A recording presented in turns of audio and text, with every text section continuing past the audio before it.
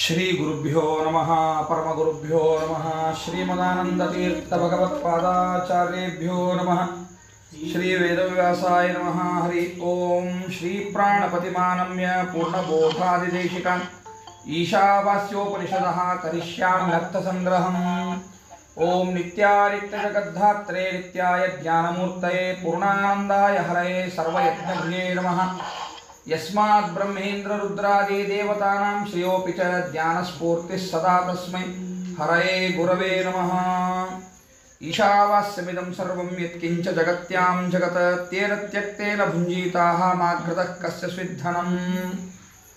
ಈ ಉಪನಿಷತ್ತಿನ ಮಂತ್ರದ ಸಾಮಾನ್ಯ ಅರ್ಥ ಏನು ಅನ್ನೋದನ್ನು ನಿನ್ನೆ ದಿವಸ ನಾವು ಗಮನಿಸಿದ್ವಿ. ರಾಘವೇಂದ್ರ ಗುರು ಸಾರ್ವಭೌಮರು ಈ ಮಂತ್ರದ ಋಷಿ ಯಾರು, ದೇವತಾ ಯಾರು, ಛಂದಸ್ಸು ಯಾವುದು, ಇವೆಲ್ಲ ವಿಚಾರಗಳನ್ನು ಇವತ್ತು ಹೇಳಲಿಕ್ಕೆ ಪ್ರಾರಂಭ ಮಾಡ್ತಾರೆ. ಖಂಡಾರ್ಥದ ಪಂಕ್ತಿಗಳನ್ನು ಒಂದ್ಸರಿ ಓದಿ ಅದರ ಅರ್ಥವನ್ನು ಹೇಳುವಂತಹ ಒಂದು ಪ್ರಯತ್ನವನ್ನು ನಾನು ಮಾಡುತ್ತೇನೆ.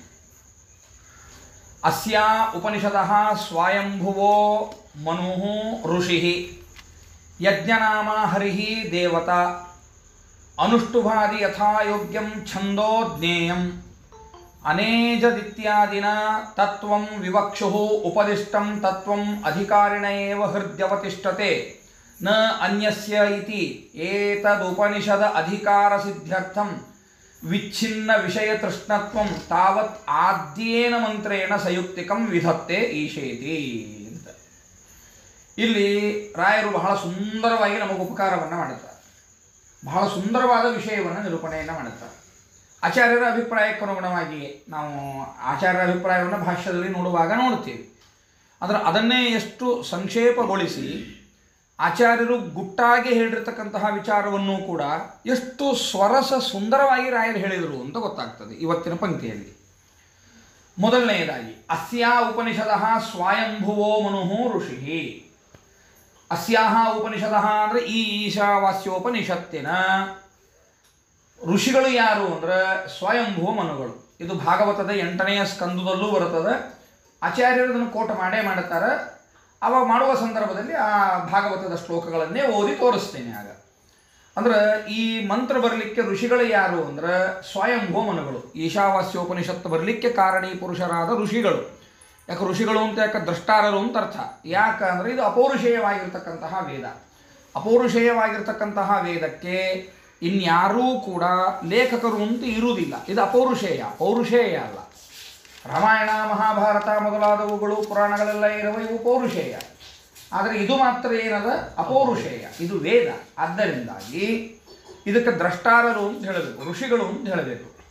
ಈ ಈಶಾವಾಸ್ಯೋಪನಿಷತ್ತನ್ನು ಕಂಡುಹಿಡಿದ ಋಷಿಗಳು ಯಾರು ಅಂದರೆ ಮನುಗಳು, ಸ್ವಯಂಭುವ ಮನುಗಳು. ಅದನ್ನು ನಮಗೆ ರಾಯರು ತಿಳಿಸಿಕೊಟ್ರು. ಅಸ್ಯಾಹ ಉಪನಿಷದಃ ಸ್ವಯಂಭುವೋ ಮನುಃ ಋಷಿಃ ಯಜ್ಞನಾಮ ಹರಿಃ ದೇವತಾ. ದೇವತಾ ಯಾರು? ಯಜ್ಞನಾಮಕನಾಗಿರ್ತಕ್ಕಂತಹ ಭಗವಂತ. ಯಾವ ಭಗವದ್ ರೂಪ? ಯಜ್ಞನಾಮಕ ಭಗವದ್ ರೂಪ. ಇನ್ನು ಅನುಷ್ಠುವಾದಿ ಯಥಾಯೋಗ್ಯಂ ಛಂದೋ ಜ್ಞೇಯಂ. ಇಲ್ಲೇ ಬೇರೆ ಬೇರೆ ಛಂದಸ್ಸುಗಳು, ಅದರೊಳಗೆ ಅನುಷ್ಠುಭ ಛಂದಸ್ಸು ಅದು. ಈ ಅನುಷ್ಠುಭವೇ ಮೊದಲಾಗಿರ್ತಕ್ಕಂತಹ ಛಂದಸ್ಸುಗಳು ಯಾವ್ಯಾವ ಬರ್ತಾವೋ ಅವುಗಳನ್ನು ಆ ಮಂತ್ರಗಳು ಬಂದಂತೆ ನೀವು ತಿಳ್ಕೋರಿ ಅಂತ ಸೂಚನೆಯನ್ನು ಕೊಟ್ಟರು. ಅಂದ್ರೆ ಬರೀ ಅನುಷ್ಠುಪ್ ಒಂದದ ಅಂತ ತಿಳಿಬೇಡ್ರಿ. ಅನುಷ್ಠುವಾದಿ ಅಂದ್ರೆ ಅವರು ಅನುಷ್ಠುಪ್ ಪ್ಲಸ್ ಆದಿ ಅರ್ಥಾತಲ್ಲ. ಅದು ಬಿಡಿಸಿ ಪದಚ್ಛೇದ ಹೆಂಗೆ ಮಾಡ್ಬೇಕು ಅದನ್ನು? ಅನುಷ್ಠುಪ್ ಪ್ಲಸ್ ಆದಿ ಅಂಥೇಳಿ. ಪಕಾರಕ್ಕೆ ಯಾವ ಆದೇಶ ಆಗ್ಯದ? ಬಕಾರ ಆದೇಶ ಆಗ್ಯದ. ಅಂದ್ರೆ ಯಾವ ಸಂಧಿ? ಜಸ್ತ್ವ ಸಂಧಿ ಆಯ್ತು. ಗದವ ಆದೇಶ ಕನ್ನಡದೊಳಗೆ, ಇಲ್ಲಿ ಜಸ್ತ್ವ ಅಂತ ಕರೀತಾರೆ. ಸರಿ ಅದ, ಅದು ಕನ್ನಡದೊಳಗೆ ಸರಿ ಆಗ್ತದೆ. ಇಲ್ಲಿ ಜಸ್ತ್ವ ಅಂತ ಕರೀತಾರೆ. ಸರಿ ಇರಲಿ. ಹಂಗಾರೆ ಏನಾಯ್ತು ಈಗ? ಅನುಷ್ಠುವಾದಿ ಯಥಾಯೋಗ್ಯಂ ಛಂದೋ ಜ್ಞೇಯಂ. ಈ ಛಂದಸ್ಸು ತಿಳಿಬೇಕು. ಯಾಕೆ ಛಂದಸ್ಸು ಯಾಕೆ ತಿಳಿಬೇಕ್ರಿ? ಅದನ್ನು ತೊಗೊಂಡು ಏನು ಮಾಡ್ಬೇಕಾಗ್ಯದ ಅಂದ್ರೆ ಛಂದಸ್ಸಿಗೂ ಪ್ರತಿಪಾದ್ಯ ದೇವತೆಗಳಿರ್ತಾರೆ. ಅರ್ಥ ಆಯ್ತಲ್ಲ? ಅನುಷ್ಠುಪ್ ಛಂದಸ್ಸು, ಇಂದ್ರ ವಜ್ರ, ಉಪೇಂದ್ರ ವಜ್ರ, ಹಿಂಗೇನು ಛಂದಸ್ಸುಗಳು ಬರ್ತಾವೋ ಅದಕ್ಕೂ ಅಭಿಮಾನಿ ದೇವತೆಗಳಿದ್ದಾರೆ. ಆ ಮಂತ್ರದಲ್ಲಿ ಯಾವ ಛಂದಸ್ಸಿನಿಂದ ಕೂಡಿದ ಆ ಮಂತ್ರ ಇರ್ತದೋ ಆ ಮಂತ್ರದಲ್ಲಿ ಆ ಛಂದಸ್ಸಿನ ಅಭಿಮಾನಿ ದೇವತೆಗಳು ಸನ್ನಿಹಿತರಾಗಿರ್ತಾರೆ. ನಮ್ಮ ಸತ್ಯಧರ್ಮತೀರ್ಥ ಶ್ರೀಪಾದಂಗಳವರ ಗಂಗಾಲಹರಿ ಯಾಕಷ್ಟು ವೈಶಿಷ್ಟ್ಯ, ಬಹಳ ಮಹತ್ವಪೂರ್ಣವಾದದ್ದು ಯಾವುದು ಅಂದರೆ ಆ ಅರ್ಥಕ್ಕನುಗುಣವಾಗಿ ಆ ಛಂದಸ್ಸಿನ ಪ್ರಯೋಗ ಮಾಡ್ಯಾರಲ್ಲ ಅವರು. ಮತ್ತಿದು ವೃತ್ತರತ್ನಾಕರ ಅಂತನ್ನೋ ಗ್ರಂಥದೊಳಗೂ ಕೋಟ್ ಮಾಡ್ತಾರೆ. ಯಾವ್ಯಾವ ಛಂದಸ್ಸಿಗೆ ಅಭಿಮಾನಿ ದೇವತೆಗಳು ಯಾರು ಅನ್ನೋದನ್ನು ಕೂಡ ಈ ಇದ್ರದ್ದೇನದ ಛಂದಸ್ಸಿನ ಶಾಸ್ತ್ರದ ಸಂಬಂಧಪಟ್ಟ ಪುಸ್ತಕ ಏನದ ಅದರೊಳಗೂ ಕೋಟ ಮಾಡ್ತಾರೆ. ಇವರು ಅಭಿಮಾನಿ ದೇವತೆಗಳು ಅಂತ ಕೋಟ ಮಾಡ್ತಾರೆ. ಹೀಗಾಗಿ ಇದಂತೂ ಮಂತ್ರ ಅಂದಮೇಲೆ, ವೇದ ಮಂತ್ರ ಅಂದಮೇಲೆ ಇಲ್ಲ ಆ ಅಭಿಮಾನಿ ದೇವತೆಗಳು ಅತ್ಯಂತ ಉತ್ಸಾಹದಿಂದ ಬರ್ತಾರೆ. ಉತ್ಸಾಹದಿಂದ ಬಂದು ಭಗವಂತನ ಸೇವೆಗೆ ಅಂತ ನಿಲ್ತಾರೆ. ನಮ್ಮ ಶ್ರೀನಿವಾಸ ತೀರ್ಥರು ಬರೆದ ಗ್ರಂಥಗಳಲ್ಲಿಯೇ ತತ್ವಾಭಿಮಾನಿ ದೇವತೆಗಳು ಕುಣಿದಾಡ್ತಾ ಇರೋದನ್ನು ರಾಘವೇಂದ್ರ ಗುರುಸಾರ್ವಭೌಮರು ನೋಡಿದರು. ಆ ತತ್ವಾಭಿಮಾನಿ ದೇವತೆಗಳು ರಾಯರಿಗೆ ಕಣ್ಣಿಗೆ ಕಾಣ್ತಾರೆ ಅಂತ ನೋಡ್ತೀವಿ ಅಂದಾಗ ಶ್ರೀನಿವಾಸ ತೀರ್ಥರಂತಹ ಮಹನೀಯರ ಗ್ರಂಥಗಳಲ್ಲಿಯೇ ತತ್ವಾಭಿಮಾನಿ ದೇವತೆಗಳು ಆ ಪದಗಳಲ್ಲಿ ಓಡಾಡ್ತಾರೆ, ಕುಣಿದಾಡ್ತಾರೆ ಅಂತ ಅನ್ನೋದಾದರೆ ಅಪೌರುಷೇಯವಾಗಿರ್ತಕ್ಕಂತಹ ಇಂತಹ ವೇದ ಮಂತ್ರಗಳಲ್ಲಿ ಆ ಛಂದೋಭಿಮಾನಿ ದೇವತೆಗಳು ಇರುವುದಿಲ್ಲೇನು? ಅವರ ಆಶೀರ್ವಾದನೂ ಬೇಕು. ಹೆಂಗೆ ನಾವು ಒಂದು ಮಂತ್ರ ಜಪ ಮಾಡಬೇಕಾದ್ರೆ ಶ್ರೀ ಗುರುಭ್ಯೋ ನಮಃ ಪರಮ ಗುರುಭ್ಯೋ ನಮಃ ಶ್ರೀಮದಾನಂದ ತೀರ್ಥ ಭಗವತ್ಪಾದಾಚಾರ್ಯಭ್ಯೋ ನಮಃ ಶ್ರೀ ವೇದವ್ಯಾಸಾಯ ನಮಃ ಭಾರತೇ ನಮಃ ಸರಸ್ವತೇ ನಮಃ ಅಂತೆಲ್ಲ ಹೆಂಗೆ ಎಲ್ಲರದು ಸ್ಮರಣೆಯನ್ನು ಮಾಡ್ತೀವಿ, ಅದೇ ಕ್ರಮದಲ್ಲಿ ಈ ವೇದ ಮಂತ್ರಗಳನ್ನು ಹೇಳಬೇಕಾದರೂ ಕೂಡ ಈ ಛಂದಸ್ಸಿನ ಅಭಿಮಾನಿ ದೇವತೆಗಳನ್ನು ತಿಳಿಬೇಕು. ಅದಕ್ಕಾಗಿ ಛಂದಸ್ಸು ಯಾವ್ಯಾವು ಅನ್ನೋದನ್ನು ತಿಳ್ಕೊಂಡ್ರೆ ಸಾಕು, ಆ ಅಭಿಮಾನಿ ದೇವತೆಗಳನ್ನು ತಿಳಿದಿರ್ತಕ್ಕಂತಹ ಪುಣ್ಯ. ಇನ್ನು ಈಶಾವಾಸ್ಯಂ ಅಂತ ಯಾಕೆ ಪ್ರಾರಂಭ ಮಾಡಿದರು? ಒಟ್ಟಾರೆ ಏನು ಸಬ್ಜೆಕ್ಟ್ ಇದೆ ಇದರಲ್ಲಿ, ಮೊದಲೇ ಮಂತ್ರವನ್ನೇ ಈಶಾವಾಸ್ಯಂ ಇದಂ ಸರ್ವಂ ಅಂತಲೇ ಯಾಕೆ ಪ್ರಾರಂಭ ಮಾಡಿದರು ಅನ್ನೋ ಪ್ರಶ್ನೆಯನ್ನು ರಾಯರು ಹಾಕ್ಕೊಂಡು ಇಲ್ಲಿ ಉಪಕಾರವನ್ನು ಮಾಡುತ್ತಾರೆ. ಏನು? ಅನೇಜದಿತ್ಯಾದಿನ ತತ್ವಂ ವಿವಕ್ಷು ಉಪದಿಷ್ಟಂ ತತ್ವಂ ಅಧಿಕಾರಿಣ ಏವ ಹೃದಯ ಅವತಿಷ್ಠತೆ ನ ಅನ್ಯಸ್ಯ ಇತಿ. ಇಲ್ಲೇನಾಗಿದೆ ಅಂದ್ರೆ ಮುಂದಿನ 4ನೇ ಮಂತ್ರ ಬರ್ತದೆ. ಅನೇಜದೇಕಂ ಮನಸೋ ಜವೀಯೋ ಅಂತ 4ನೇ ಮಂತ್ರ ಬರ್ತದೆ.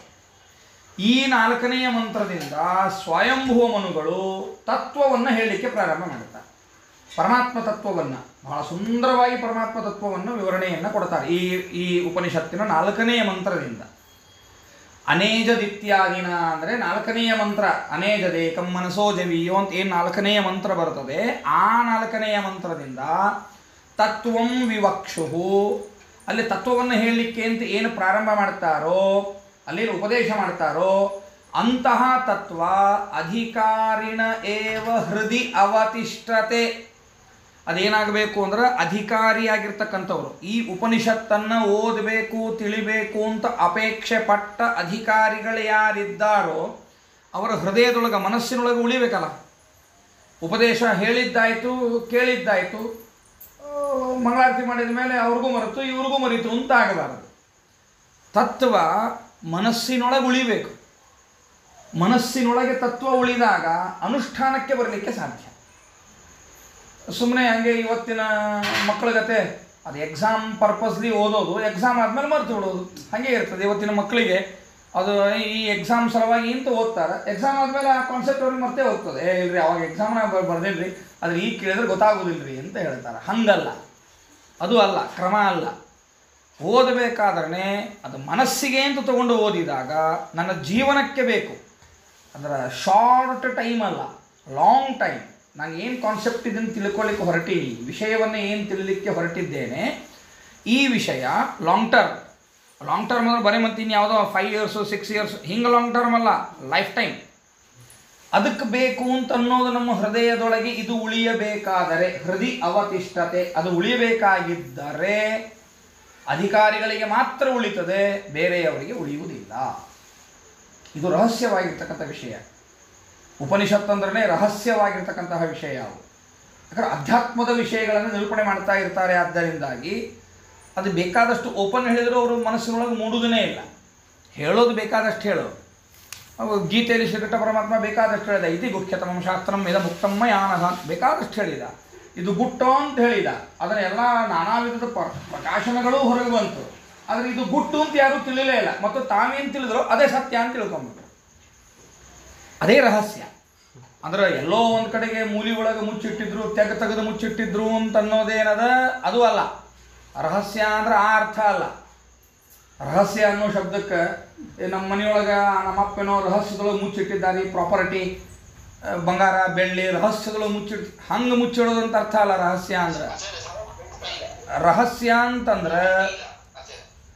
ರಹಸ್ಯ ಅಂತಂದ್ರೆ ಈಗ ಕೇಳ್ತಾ ಇದೆಯಾ? ಸ್ವಲ್ಪ ಕೇಳಿಸ್ತಾ ಇದೆಯಲ್ಲ?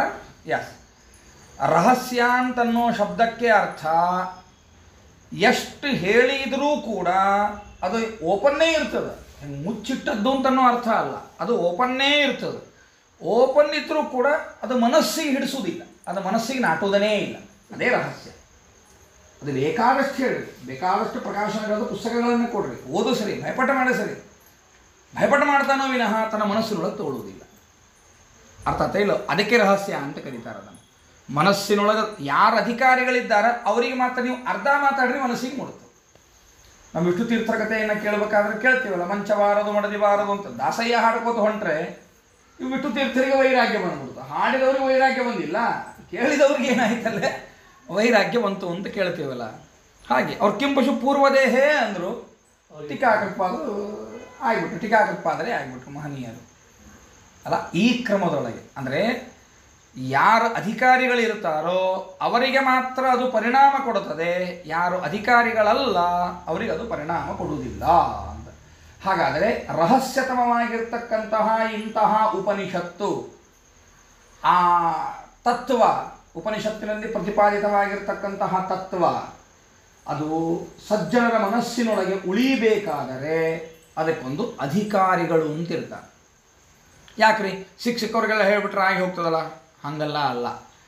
ಯಾಕೆ ನಿಮ್ದು ಈಗ ಮೆಡಿಕಲ್ಲಿಗೆ ಕಳಿಸಬೇಕಾದ್ರೆ ನೀವೇನು ಮಾಡ್ತೀರಿ? PUC ಸೈನ್ಸೇ ಮಾಡಬೇಕು, ನೀಟೇ ಬರಿಬೇಕು, ಇಷ್ಟು ರ್ಯಾಂಕಿಂಗ್ ಒಳಗಿದ್ರೇ ಇಂತಿಂಥ ಕಾಲೇಜುಗಳಿಗೆ ಸೀಟು. ಯಾಕೆ ಆರ್ಟ್ಸ್ ಓದೋಂಗೂ ಮೆಡಿಕಲ್ ಓದಿಸ್ರಲ್ಲ, ಹೆಂಗ್ರಿ ಅದು ಅಂತಂತಿರಲ್ಲ. ಆರ್ಟ್ಸ್ ಓದೋರಿಗೆ ಎಲಿಜಿಬಿಲಿಟಿ ಇರುವುದಿಲ್ಲ ಅಂತೀರಿ, ಅಧಿಕಾರ ಇರುವುದಿಲ್ಲ. ಎಲಿಜಿಬಿಲಿಟಿ ಅಂದರೂ ಒಂದೇ, ಅಧಿಕಾರ ಅಂದರೂ ಒಂದೇ, ಹೌದೌದು. IAS ಪಾಸ್ ಮಾಡಿದ್ರೇ ಅಲ್ಲೇ ನೀವು DC ಆಗೋದೋ ಇನ್ಯಾವುದೋ ಅಂತಹ ಅದಕ್ಕೆ ತತ್ಸಮಾನವಾಗಿರ್ತಕ್ಕಂಥ ಪದವಿಗಳನ್ನು ಪಡಿಬೇಕಾದ್ರೆ IAS ಅಂತಹ ಪರೀಕ್ಷೆಯನ್ನು ಮಾಡಬೇಕು ಅಂತಂದ್ರೆ, ಇಲ್ಲರಿ ನಾ PUC ಫೇಲ್ ಆಗೀನಿ, ನನಗೆ ನೀವು ಆ ಪೋಸ್ಟ್ ಕೊಡ್ರಿ ಅಂತ ಕೇಳಿದರೆ ಹೆಂಗೆ ಸಾಧ್ಯ ಆಗ್ತದೆ? ಅದಾಗೋದಿಲ್ಲ, ಹೌದಲ್ಲ? ಅದಕ್ಕೆ ಸ್ವಲ್ಪ ನೆಟ್ವರ್ಕ್ ಪ್ರಾಬ್ಲಮ್ ಇದೆ ಇವತ್ತು. ಅದೇ ಇವತ್ತು ನೆಟ್ವರ್ಕ್ ಪ್ರಾಬ್ಲಮ್ ಇದೆ. ಇಲ್ಲಿ ಮಳೆ, ಸಿಕ್ಕಾಪಟ್ಟೆ ಮಳೆ, ಲೈಟ್ ಹೋಗಿದೆ, ನೆಟ್ವರ್ಕ್ ಇಲ್ಲ. ಇದ್ದ ನೆಟ್ವರ್ಕ್ನಲ್ಲಿ ಮಾಡ್ತಾ ಇದ್ದೀನಿ. ಇದ್ರದ್ದು ವಾಯ್ಸ್ ರೆಕಾರ್ಡ್ ಕಳಿಸ್ತೀನಿ. ಹಾಂ, ಯೋಚನೆ ಮಾಡಬೇಡಿ, ಎಷ್ಟಾಗ್ತದೋ ಅಷ್ಟು ಬರಲಿ. ಹಾಂ, ಸರಿ ಸರಿ ಸರಿ. ಹಾಂ, ಅನಂತರದಲ್ಲಿ ಈ ರೀತಿಯಾಗಿ ಅರ್ಥ ಆಯ್ತಲ್ಲ? ಅಂದರೆ ಪ್ರತಿಯೊಂದಕ್ಕೂ ಒಂದು ಅಧಿಕಾರಿಗಳು ಅಂತಿದ್ದೇ ಇರ್ತಾರೆ.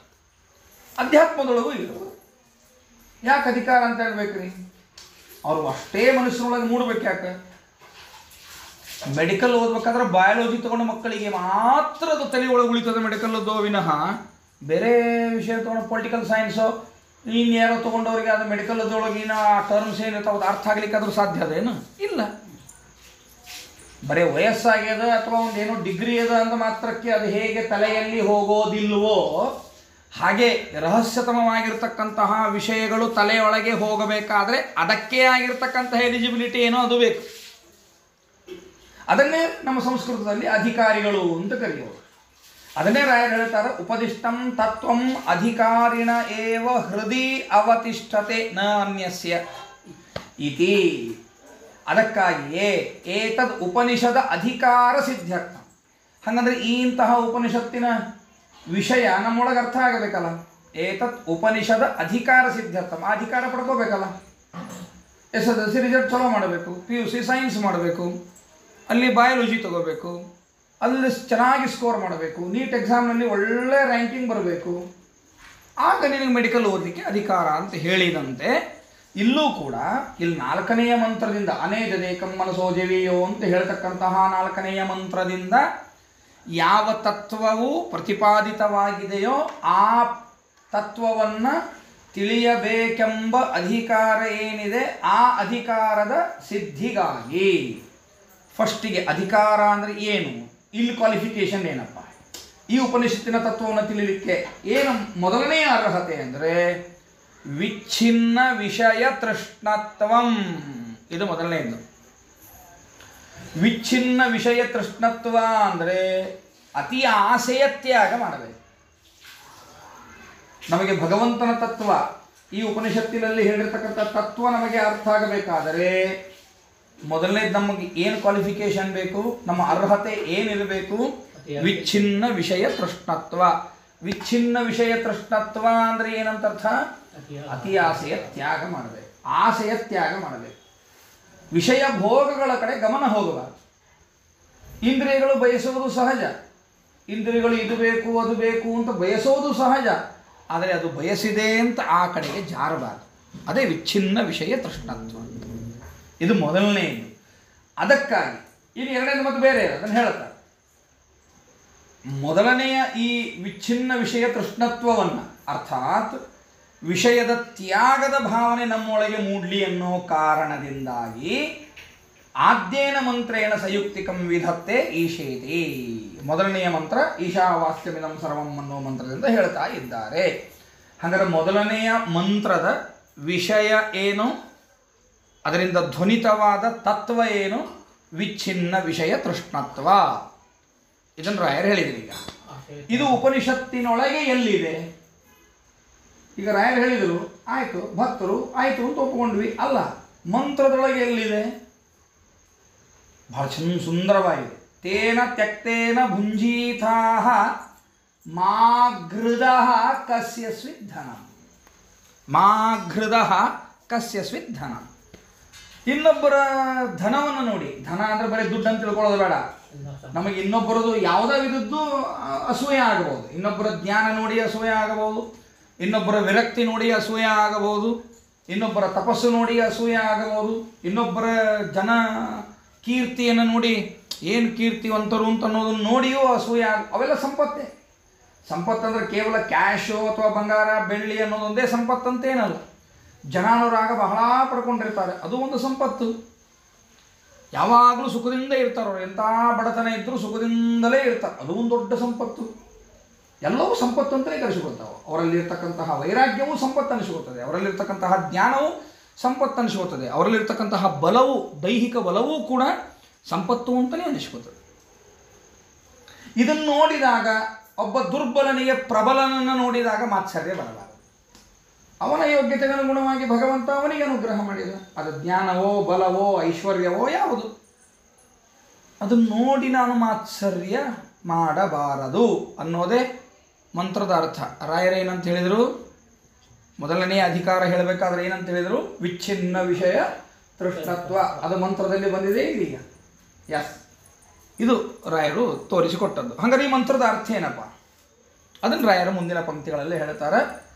ಯತ್ಕಿಂಚ ಜಗದಿದಂ ತತ್ಸರ್ವಂ ಪ್ರವೃತ್ತ್ಯರ್ಥಂ ಆತ್ಮನಿ ಈಶಾವಾಸ್ಯಂ ಆವಾಸಂ ಅರ್ಹತಿ ಇತ್ಯಾವಾಸ್ಯಂ ಈಶಸ್ಯ ಆವಾಸ್ಯಂ ಈಶಾವಾಸ್ಯಂ ಅಂದರೆ ಏನಂತರ್ಥ? ಈಶಾನು ಪ್ರವಿಷ್ಟಂ ಇತ್ಯರ್ಥ. ಇದಕ್ಕೆ ಸಂವಾದಿಯಾಗಿ ಮತ್ತೊಂದು ಉಪನಿಷತ್ತನ್ನು ಕೋಟ್ ಮಾಡ್ತಾರೆ ರಾಯರು. ತದೇವಾನುಪ್ರಾವಿಶತ್. ಇನ್ನೊಂದು ಉಪನಿಷತ್ತಿನ ವಾಕ್ಯವೇ ಅದು. ಅಂದರೆ ಉಪನಿಷತ್ತಿನ ವಾಕ್ಯದಿಂದ ಈ ಉಪನಿಷತ್ತಿಗೆ ವ್ಯಾಖ್ಯಾನ ಮಾಡೋದು. ನೋಡ್ರಿ ಎಂತಹ ಶೈಲಿಯಲ್ಲಿ, ಅಂದರೆ ಎಲ್ಲೂ ವಿರೋಧ ಇರುವುದಿಲ್ಲ ಅಂತ. ಅಥೋ ಯಾಕ ಅಸ್ವತಂತ್ರಂ ಇತಿ ಭಾವ ಕಿಂಚ ಜಗತ್ಯಾಂ ಪ್ರಕೃತೌ ಇದಂ ಸರ್ವಂ ಆಶ್ರಿತಂ ಸಾ ಚೇಷಾ ಯತ್ತ ಅತೋಪಿ ಅಸ್ವತಂತ್ರಂ ಈಶ ಏವ ಸ್ವತಂತ್ರಃ ತೇನ ಕಾರಣೇನ ತೇನ ಈಶ್ವರೇಣ ತ್ಯಕ್ತೇನ ದತ್ತೇನ ವಿತ್ತೇನ ಯದೃಚ್ಛಾಲಬ್ಧೇನ ಇತಿ ಯಾವತ್ ಭುಂಜೀತಾಃ ಭೋಗಂ ಕುರ್ಯಾಃ ಕಸ್ಯ ಸ್ವಿತ್ ಕಸ್ಯಾಪಿ ರಾಜಾದೇಹೇ ಸಕಾಶಾತ್ ಧನಂ ಮಾ ಘೃದಃ ನ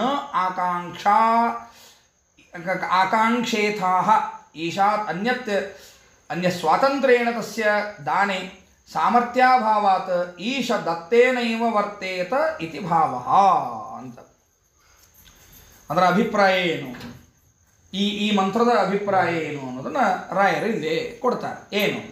ಯತ್ಕಿಂಚ ಜಗದಿದಂ ತತ್ಸರ್ವಂ, ಈ ಚರಾಚರಾತ್ಮಕವಾಗಿರ್ತಕ್ಕಂತಹ ಅಂದರೆ ಚೇತನಾಚೇತಾತ್ಮಕವಾಗಿರ್ತಕ್ಕಂತಹ ಈ ಪ್ರಪಂಚ ಏನಿದೆಯೋ ಇದು ಪ್ರವೃತ್ತಿಯಾಗಬೇಕಾದರೆ ಇದಕ್ಕೆ ಇದು ಸ್ವತಂತ್ರ ಅಲ್ಲ. ಈ ಚರಾಚರಾತ್ಮಕವಾಗಿರ್ತಕ್ಕಂತಹ ಪ್ರಪಂಚ ಇದು ಸ್ವತಂತ್ರ ಅಲ್ಲ. ಸ್ವತಂತ್ರ ಆಗಿದ್ದರೆ ಇವತ್ತು ಲೈಟ್ ಇರ್ತಿತ್ತು, ನೆಟ್ವರ್ಕ್ ಸರಿ ಇರ್ತಿತ್ತು, ನಮಗೆ ಹೆಂಗೆ ಬೇಕೋ ಹಂಗೆ ನಾವು ಮಾಡ್ತಿದ್ವಿ. ಅದನ್ನೇ ಭಗವಂತ ತೋರಿಸಿಕತ್ತ, ನೀವು ಸ್ವತಂತ್ರರಲ್ಲಪ್ಪ ತೋರಿಸಿದ.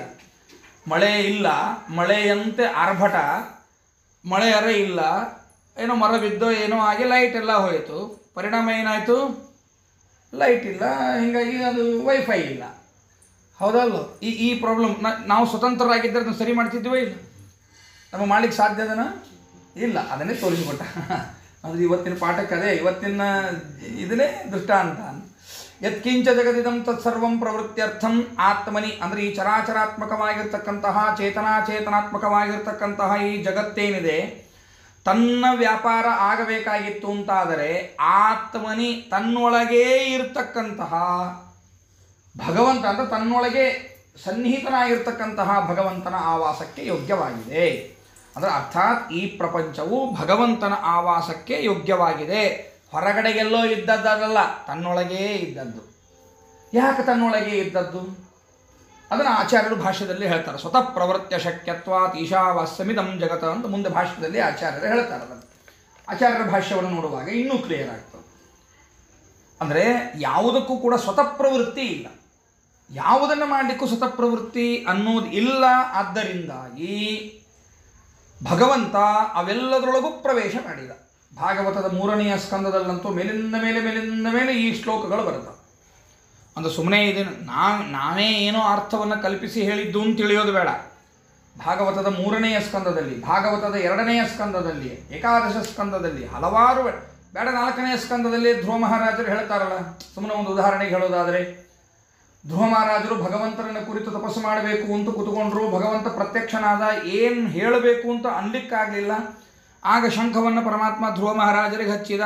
ಆಗ ಕೂಡಲೇ ಅವರ ವದನದಿಂದ ಬಂದ ಶ್ಲೋಕ, ಯಹ ಅಂತಃಪ್ರವಿಶ್ಯ ಯೋಂತ ಪ್ರವಿಶ್ಯ ಮಮ ವಾಚ ಮಿಮಾಂ ಪ್ರಸುಪ್ತಾಂ ಸಂಜೀವಯತ್ಯ ಕಿಲ ಶಕ್ತಿ ಧರ ಸ್ವಧಾಂನ ಅನ್ಯಾಂಶ್ಚ ಹಸ್ತ ಚರಣ ಶ್ರವಣತ್ವಗಾದಿ ಪ್ರಾಣಾನ್ನಮೋ ಭಗವತೆ ಪುರುಷಾಯ ತುಭ್ಯಂ ಅಂತ ಒಂದು ಉದಾಹರಣೆ ಹೇಳಿದೆ.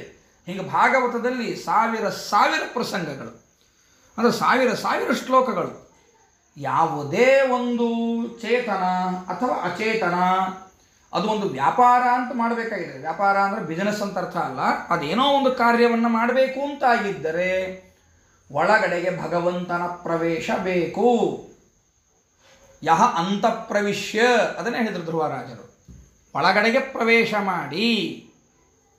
ಹೌದಾ? ಹಾಗೆ ಇಲ್ಲೂ ಕೂಡ ಈ ಉಪನಿಷತ್ತು ಅದನ್ನೇ ಹೇಳ್ತಾ ಇರೋದು. ಏನಂತ ಹೇಳ್ತಾ ಇರೋದೀಗ, ಈಶಾವಾಸ್ಯಂ ಇದಂ ಸರ್ವಂ ಅಂದರೆ ಇದೇನು ಚರಾಚರಾತ್ಮಕವಾಗಿರತಕ್ಕಂತಹ ಪ್ರಪಂಚ ಇದೆಯೋ ಈ ಪ್ರಪಂಚದೊಳಗೆ ಭಗವಂತನ ಸನ್ನಿಧಾನ ಇದೆ. ಯಾಕೆ? ಈ ಪ್ರಪಂಚದ ಚಾಲನೆಗಾಗಿ. ಭಗವಂತ ಇರದೇ ಹೋದರೆ, ಅವನು ಚಾಲನೆ ಮಾಡದೇ ಹೋದರೆ ಇದೇನೂ ನಡೀಲಿಕ್ಕೆ ಸಾಧ್ಯ ಇಲ್ಲ.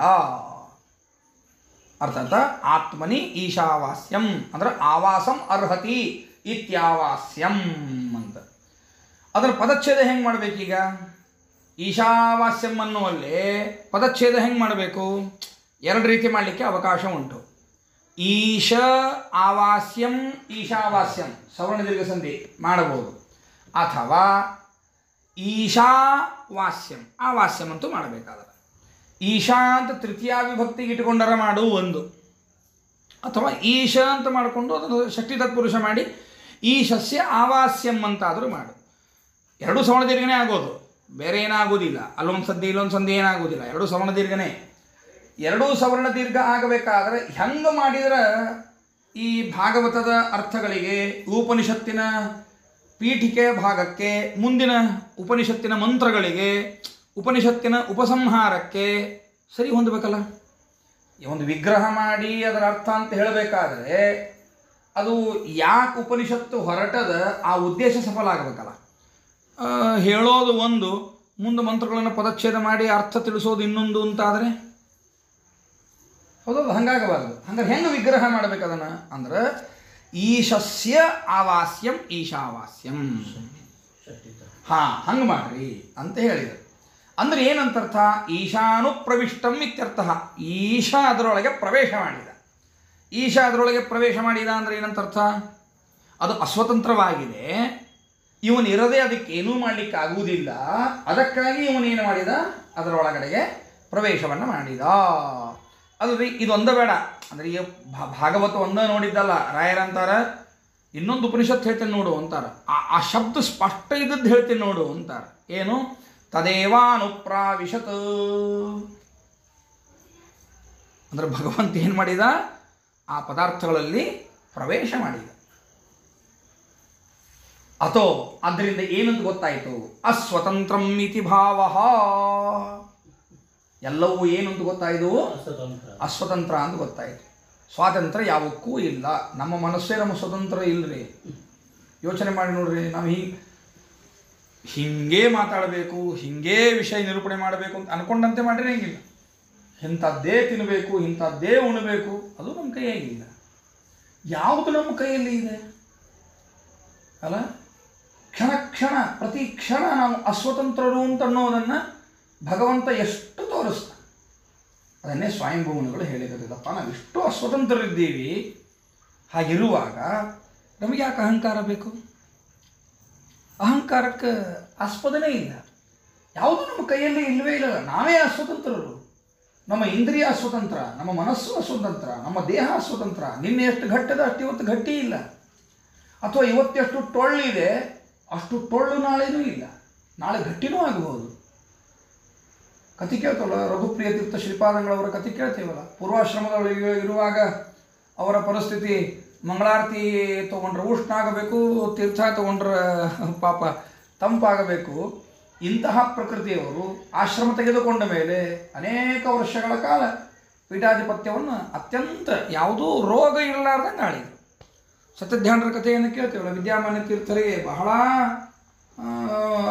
ಒಂದು ಹೊಟ್ಟೆಗೆ ಹಾರಿಸೋದು ಅಂತ ಕರೀತಾರಲ್ಲ, ಡಿಸೆಂಟ್ರಿ ಹತ್ತೋದು ಅಂತ ಕರೀತಾರೆ. ಹಂಗಾಗಿಬಿಟ್ಟಿತ್ತು ಅವರಿಗೆ. ಪಾಪ ತ್ರಾಸಾಗಿತ್ತು, ಪಾಪ ಹೊಟ್ಟೆ ಸರಿ ಇರಲಿಲ್ಲ. ಸತ್ಯಧ್ಯಾನ ತೀರ್ಥ ಶ್ರೀಪಾದಂಗಳವರು ಬಾಸುಂದಿ, ಅದು ಈ ಟೈಮ್ನಾಗ ತಿನ್ನೋದು ಅಲ್ಲೇ ಅಲ್ಲ, ಅದು ಬಾಸುಂದಿ ಹೊಟ್ಟೆ ಮುಟ್ಟಿ ಗಟ್ಟಿಗೆ ಚಲೋ ಇದ್ದಾಗ ತಿನ್ನಬೇಕು. ಅದನ್ನು ಡಿಹೈಡ್ರೇಷನ್ ಆದಾಗ ಅದನ್ನು ಬಾಸುಂದಿ ತಿನ್ನೋದಿಲ್ಲ. ಅದನ್ನು ಯಾಕಂದ್ರೆ ಹಾಲಿನ ಐಟಮ್ ಅದು, ತಿನ್ನೋದಲ್ಲ, ಇನ್ನಷ್ಟು ಹೆಚ್ಚಾಗ್ತದೆ ಅದು. ಆದರೆ ಸತ್ಯಧ್ಯಾನ ತೀರ್ಥರು ಆ ಬಾಸುಂದಿಗೆ ಅಭಿಮಂತ್ರಣ ಮಾಡಿ, ಅದು ಒಂದು ಸಣ್ಣದಲ್ಲ, ಒಂದು ದೊಡ್ಡ ಬೆಳ್ಳಿ ತಮಗಿ, ಇದನ್ನು ಕುಡೀರಿ, ನಿಮಗೆ ಏನೂ ಆಗುವುದಿಲ್ಲ ಅಂತ ಹೇಳಿಕೊಟ್ರು. ಅವರು ಅದನ್ನು ಕುಡಿದ್ರು. ಗುರುಗಳ ಮೇಲೆ ವಿಶ್ವಾಸದಿಂದ ಅವರು ಕುಡಿದ್ರು. ಇಡೀ ಲೈಫ್ನೊಳಗೆ ಮುಂದೆ ಅಧ್ಯಯನ ಮಾಡಬೇಕಾದ್ರೆ ಆವಾಗ ಕುಡಿದದ್ದು ಮುಂದೆ ಲೈಫ್ ಲಾಂಗ್ ಅವರಿಗೆ ಡಿಹೈಡ್ರೇಷನ್ನೇ ಆಗಲಿಲ್ಲ. ಹೌದಾ? ಅಂದರೆ ಯಾವುದಿದೆ ಹೇಳಿ ವಿಚಾರ ಮಾಡಿ ನೋಡೋಣ. ಅಂದರೆ ಭಗವಂತನ ವ್ಯಾಪಾರ ವಿಚಿತ್ರ. ಯಾವುದು ಪ್ರಬಲ ಇರ್ತದೋ ಅದು ಪ್ರಬಲವಾಗಿ ಮುಂದುವರಿಬಹುದು, ಯಾವುದು ದುರ್ಬಲ ಇರ್ತದೋ ಅದು ದುರ್ಬಲವಾಗಿ ಮುಂದುವರಿಬಹುದು, ಯಾವುದು ದುರ್ಬಲ ಇರ್ತದೋ ಅದು ಪ್ರಬಲ ಆಗಬಹುದು, ಯಾವುದು ಪ್ರಬಲ ಇರ್ತದೋ ಅದು ದುರ್ಬಲ ಆಗಬಹುದು. ಇದನ್ನು ಪ್ರತಿ ಕ್ಷಣಗಳಲ್ಲಿ ಅನುಭವಿಸ್ತೀವಿ ಅಂತಿರುವಾಗ ಎಲ್ಲಿ ಸ್ವಾತಂತ್ರ್ಯ ಅಲ್ಲ? ಆದ್ದರಿಂದಾಗಿ ಈ ಅಥೋ ಅಸ್ವತಂತ್ರಂ ಇತಿ ಭಾವ ಕಿಂಚ ಜಗತ್ಯಾಂ ಪ್ರಕೃತವು ಇದಂ ಸರ್ವಂ ಆಶ್ರಿತಂ. ಇದೇನಾಗಿದೆ ಅಂದರೆ ಎಲ್ಲವೂ ಕೂಡ ಪ್ರಕೃತಿ ರೂಪಳಾಗಿರ್ತಕ್ಕಂತಹ ಮಹಾಲಕ್ಷ್ಮೀ ದೇವಿಯಲ್ಲಿಯೇ ಇದೆಲ್ಲವೂ ಕೂಡ ಆಶ್ರಯಿಸಿದೆ. ಅಂದರೆ ಪರಮಾತ್ಮ ಲಕ್ಷ್ಮೀ ದೇವಿನ ಬಿಟ್ಟು ಮಾಡುವುದಿಲ್ಲ. ಇದನ್ನೇ ಗೀತೆಯಲ್ಲೂ ಪರಮಾತ್ಮ ಹೇಳಿದ. ಲಕ್ಷ್ಮೀದೇವಿಯ ಮಹತ್ವವನ್ನೇ ಭಗವದ್ಗೀತೆಯಲ್ಲೂ ತಿಳಿಸಿದ. ಎಲ್ಲವೂ ಕೂಡ ಪ್ರಕೃತಿಯನ್ನೇ, ಲಕ್ಷ್ಮೀದೇವಿಯನ್ನೇ ಆಶ್ರಯಿಸಿದ್ದು. ಅಂದರೆ ಭಗವಂತನ ದಯ ಲಕ್ಷ್ಮೀದೇವಿಗೆ ಆ ಸಾಮರ್ಥ್ಯವನ್ನು ಕೊಟ್ಟದ್ದು. ಅರ್ಥ ಆಯ್ತಾ? ಅದಕ್ಕೆ ಆಚಾರ್ಯರು ಶ್ರೀಯೋಪಿಚ ಅಂದರೆ ಆಕೆಯನ್ನು ಬಿಟ್ಟುಕೊಳ್ಳಿಲ್ಲ, ಅಲ್ಲೇ ಶ್ರೀಯೋಪಿಚ ಅವಳನ್ನೇ ಆಶ್ರಯಿಸಿದೆ ಈ ಜಗತ್ತು ಅಂತ ತೋರಿಸಿಕೊಳ್ಳಿಕ್ಕಾಗಿಯೇ ಹೇಳಿದರು. ಪ್ರಕೃತವಿದಂ ಸರ್ವಂ ಸಾ ಆ ಲಕ್ಷ್ಮೀದೇವಿಯಾದರೂ ಕೂಡ ಈಶಾಯತ್ತ ಪರಮಾತ್ಮನ ಅಧೀನಳೆ. ಅವ ಕೊಟ್ಟಂತೇನೆ ಜ್ಞಾನಸ್ಫೂರ್ತಿ. ಅವಳಿಗೂ ಕೂಡ ಏನಾಗಿದೆ? ಜ್ಞಾನಸ್ಫೂರ್ತಿ ಅಂದರೆ ಭಗವಂತನೇ ಕೊಡೋದು. ಅವಳಿಗೂ ಕೂಡ ಆ ಸಾಮರ್ಥ್ಯ ಬರಲಿಕ್ಕೆ ಕಾರಣೀ ಪುರುಷ ಯಾರು? ಅದನ್ನೇ ದ್ವಾದಶೋತ್ತರದಲ್ಲಿ ನಾವು ಹೇಳೋದು. ವಿಶ್ವಸ್ಥಿತಿ ಪ್ರಳಯ ಸರ್ಗ ಮಹಾವಿಭೂತಿ ವೃತ್ತಿ ಪ್ರಕಾಶ ನಿಯಮಾವೃತಿ ಬಂಧ ಮೋಕ್ಷಾ ಯಸ್ಯ ಅಪಾಂಗಲವ ಮಾತ್ರತ ಊರ್ಜಿತಾಸ ಶ್ರೀರ್ ಯತ್ ಕಟಾಕ್ಷ ಬಲವತಿ ಅಜಿತಂ ನಮಃ. ಲಕ್ಷ್ಮೀದೇವಿಗೆ ಇಷ್ಟೆಲ್ಲ ಶಕ್ತಿ ಇದೆ. ಆದರೆ ಆ ಶಕ್ತಿ ಕೊಟ್ಟವರು ಯಾರು? ಇಲ್ರಿ, ಇದು ಮಧ್ವಾಚಾರ್ಯ ಬರೆದದ್ದು ನಿಮಗೆ ಸರಿ ಹೊಂತು. ಯಾಕೆ? ಉಪನಿಷತ್ತು ತಗೋರಿ, ವೇದ ತಗೋರಿ, ಸೂಕ್ತ ತಗೋರಿ, ಅಂಬರಣಿ ಸೂಕ್ತ. ಯಂ ಕಾಮಯೇ ತಂತಮುಗ್ರಂ ಕೃಣೋಮಿ ತಂ ಬ್ರಹ್ಮಾಣಂ ತಂ ಋಷಿಂ ತಂ ಸುಮೇಧಾಂ ಅಹಂ ರುದ್ರಾಯ ಧನುರಾತನೋಮಿ ಬ್ರಹ್ಮದ್ವಿಶೇಷರವೆ ಹಂತವಾ ಉ. ಇಷ್ಟೆಲ್ಲ ಹೇಳ್ತಾಳಕ್ಕೆ ಲಕ್ಷ್ಮೀದೇವಿ. ತನ್ನ ಸಾಮರ್ಥ್ಯ ಇಷ್ಟದ ಅಂತ ಹೇಳ್ತಾಳಕ್ಕೆ. ಬೇಕಂದ್ರೆ ಬ್ರಹ್ಮನ್ ಮಾಡಬಲ್ಲೆ, ಬೇಕಂದ್ರೆ ಶಿವನ್ ಮಾಡಬಲ್ಲೆ, ಬೇಕಾದ ದಡ್ಡನ್ನು ಜ್ಞಾನಿ ಮಾಡಬಲ್ಲೆ, ಜ್ಞಾನಿನ ದಡ್ಡ ಮಾಡಬಲ್ಲೆ, ಬೇಕಾದ ಮಾಡಬಲ್ಲೆ. ಇಷ್ಟು ಶಕ್ತಿ ಇದೆ ಅಂತಾಳ. ಆದರೆ ಇಷ್ಟು ನನ್ನ ಶಕ್ತಿಗೆ ಯೋನಿ ಕಾರಣ ಯಾರು? ಮಮ ಯೋನಿ ಅಪ್ಸು ಅಂತಃ ಸಮುದ್ರೇ ಅಂತಾಳೆ ಲಕ್ಷ್ಮೀದೇವಿ. ಆದರೆ ಈ ಉಪನಿಷತ್ತು ಋಗ್ವೇದದ ಸೂಕ್ತಕ್ಕೆ ಸಂವಾದಿ, ಭಾಗವತಾದಿಗಳಿಗೆ ಸಂವಾದಿ, ಭಗವದ್ಗೀತೆಗೆ ಸಂವಾದಿ ಅಲ್ಲ, ಹಂಗೆ ಅರ್ಥ ಜೋಡಿಸ್ಬೇಕು.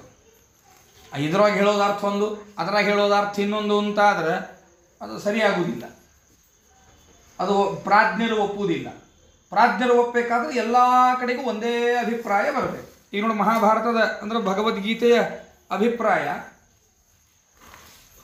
ಭಾಗವತದ ಅಭಿಪ್ರಾಯ, ಋಗ್ವೇದದ ಅಭಿಪ್ರಾಯ ಇವೆಲ್ಲವೂ ಸಂವಾದಿಯಾಗಿ ಬರ್ತಾವ ಅಂದರೆ ಈ ವ್ಯಾಖ್ಯಾನ ಏನಿದೆ ಅತ್ಯಂತ ಸುಂದರವಾಗಿರತಕ್ಕಂತಹ ವ್ಯಾಖ್ಯಾನ.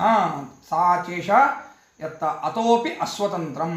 ಹಾಗಾದರೆ ಸ್ವತಂತ್ರ ಯಾರು? ಈಶ ಏವ ಸ್ವತಂತ್ರ. ಸ್ವತಂತ್ರ ಅಂದರೆ ಇನ್ಯಾರೂ ಅಲ್ಲ, ಸಾಕ್ಷಾತ್ ಭಗವಂತನೊಬ್ಬನೇ ಸ್ವತಂತ್ರ. ತೇನ ಕಾರಣೇನ, ಆ ಕಾರಣದಿಂದ ಅಂದರೆ ಎಲ್ಲರೂ ಅಸ್ವತಂತ್ರರು. ಮಹಾಲಕ್ಷ್ಮೀ ದೇವಿಯೂ ಕೂಡ ಅಸ್ವತಂತ್ರಳು. ನೋಡ್ರಿ, ಈ ಮಂತ್ರದ ಅಭಿಪ್ರಾಯ ಬಹಳ ಬಹಳ ಸುಂದರವಾದದ್ದು. ಬಹಳ ಗಮನ ಇರಲಿ. ಏನಂತಾರೆ ಈಗ ಅವರು ಉಪನಿಷತ್ಕಾರರು?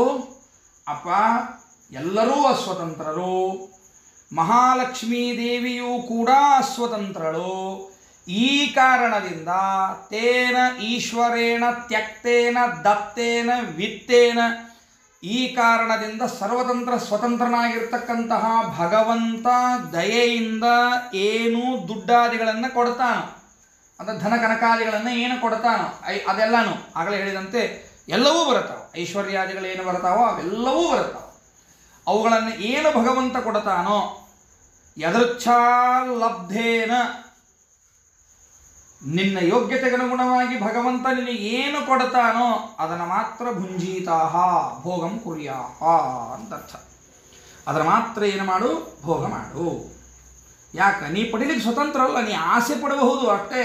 ಆಸೆಗೂ ನೀನು ಸ್ವತಂತ್ರ ಅಲ್ಲ. ಮತ್ತು ನಿನ್ನ ಯೋಗ್ಯತಾ ನೀ ಆಸೆ ಪಡ್ತೀಯ ಅಷ್ಟೇ.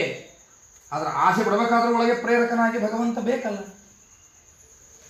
ಅರ್ಥ ಆಯ್ತಲ್ಲ? ಏನು ಪ್ರಯೋಜನ? ನೀವು ಬರೀ ಆಸೆ ಪಟ್ಟಿದ್ದಾಯ್ತು, ಅದನ್ನು ಪಡ್ಕೊಳ್ಳಿಕ್ಕರ ಸಾಧ್ಯತೆ ಏನು? ಆಗುವುದಿಲ್ಲ. ಹಾಗಾದರೆ ಅದನ್ನು ಕೊಡೋರು ಯಾರು? ಭಗವಂತ. ಆದ್ದರಿಂದಾಗಿ ಯಾಕೆ ಅಲ್ಲಿ ನಿನ್ನಿಂದ ಆಗುವುದಿಲ್ಲ ಅಂತ ಆದ ಮೇಲೆ ಅದರ ಬಗ್ಗೆ ನೀನು ಯಾಕೆ ವ್ಯರ್ಥ ಪರಿಶ್ರಮ ಪಡೋದು? ಅದರ ಪಲಾಯನವಾದ ಅಲ್ಲ. ಇದರ ವಿವರಣೆ ನಾಳೆ ಕೊಡ್ತೇನೆ. ಅಂದಾಕ್ಷಣಕ್ಕೆ ಹಂಗಾರೆ ಇದು ಪಲಾಯನವಾದ ಆತ್ರಿ, ಯಾವುದೋ ಆಗುವುದೇ ಇಲ್ಲ, ಹಂಗಾರೆ ಕೈ ಕಟ್ಕೊಂಡು ಕೂತ್ಬಿಡೋಣ, ಹಂಗಲ್ಲ. ನಿನ್ನ ಪ್ರಯತ್ನ ನೀನು ಮಾಡೋದು, ನಿನ್ನ ಕರ್ತವ್ಯ ನೀನು ಮಾಡೋದು. ನಿನ್ನ ಪ್ರಯತ್ನ ಅಂದರೆ ನಿನ್ನ ಕರ್ತವ್ಯ ಯಾವುದೋ ಅದನ್ನು ನೀನು ಮಾಡೋದು. ನಿನ್ನ ಪ್ರಯತ್ನವನ್ನು ನೀನು ಮಾಡಿದಾಗ ಭಗವಂತ ನಿನಗೆ ಎಷ್ಟು ಕೊಡ್ತಾನೋ ಅದನ್ನು ಮಾತ್ರ ಭೋಗ ಮಾಡು. ಹೆಚ್ಚಿನದನ್ನು ಆಸೆ ಪಡಲಿಕ್ಕೆ ಹೋಗಬೇಡ. ಕಸ್ಯ ಸ್ವಿತ್ ಕಸ್ಯಾಪಿ ರಾಜಾದೇಹೇ ಸಕಾಶಾತ್ ಧನಂ ಮಾಗ್ರದಃ ನ ಆಕಾಂಕ್ಷ.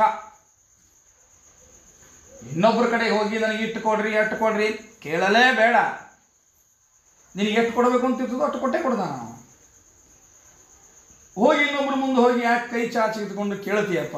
ಕೇಳೋ ಪ್ರಸಂಗ ಏನಿದೆ ಅದು ಇಲ್ಲ. ಯಾಕಂದ್ರೆ ಉಳಿದವರೆಲ್ಲರೂ ಕೂಡ ಅಸ್ವಾತಂತ್ರ್ಯರು. ರಾಜ ನಿನಗೆ ಹೇಳ್ತಾನ 1 ಕೋಟಿ ರೂಪಾಯಿ ಕೊಡ್ತೀನಿ ಅಂತ ಹೇಳ್ತಾನ. ಮರುದಿವ್ಸ ಹೋಗೋದಕ್ಕೆ ಅವನು ಬುದ್ಧಿ ಬದಲಾವಣೆ ಆಗ್ತದೆ.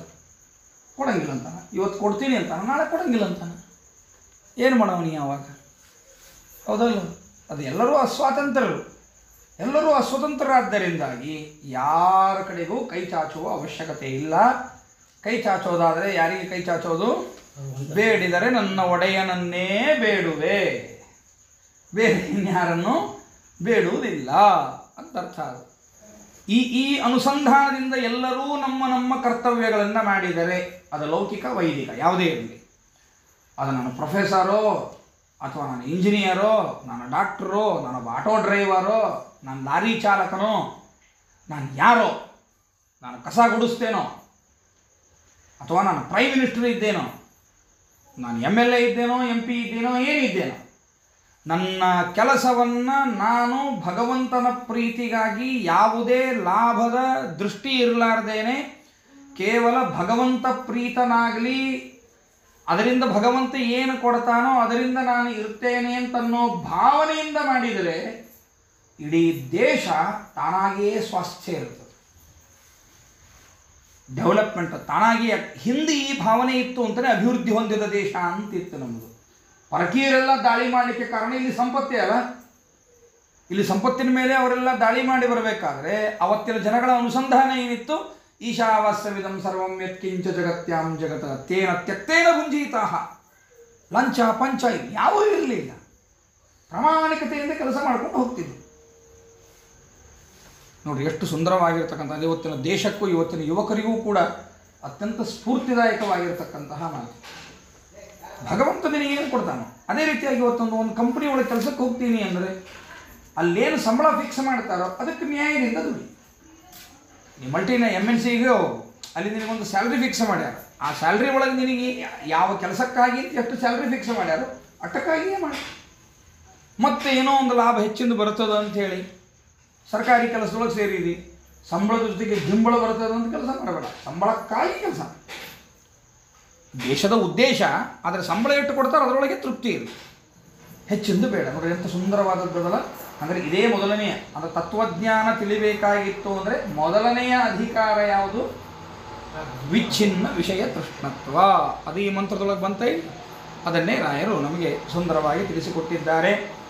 ಉಳಿದವರೆಲ್ಲ ಕೊಳ್ಳಿಕ್ಕೂ ಸಮರ್ಥರಲ್ಲ, ನಾವು ಇಸ್ಕೊಳ್ಳಿಕ್ಕೂ ಸಮರ್ಥರಲ್ಲ. ಆದ್ದರಿಂದ ಭಗವಂತ ಏನು ಕೊಡ್ತಾನೋ ಅದನ್ನು ದಯೆಯಿಂದ ಅವ ಕೊಟ್ಟದ್ದನ್ನು ನಾವು ಸ್ವೀಕಾರ ಮಾಡಬೇಕು ಅನ್ನುವಂತಹ ಅಭಿಪ್ರಾಯವನ್ನು ಇಲ್ಲಿ ಕೊಡ್ತಾ ಇದ್ದಾರೆ. ಇನ್ನು ಭಾಷ್ಯ ಏನಿದೆ, ನಾಳೆ ದಿವಸ ಈ ಮಂತ್ರಕ್ಕೆ ಭಾಷ್ಯ ಶ್ರೀಮದ್ ಆಚಾರ್ಯರು ಏನು ಹೇಳ್ತಾರೋ ಆ ವಿಷಯವನ್ನು ನೋಡೋಣ. ಶ್ರೀಕೃಷ್ಣ ಅರ್ಪಣಮಸ್ತು, ಮಧ್ವೇಶ ಅರ್ಪಣಮಸ್ತು.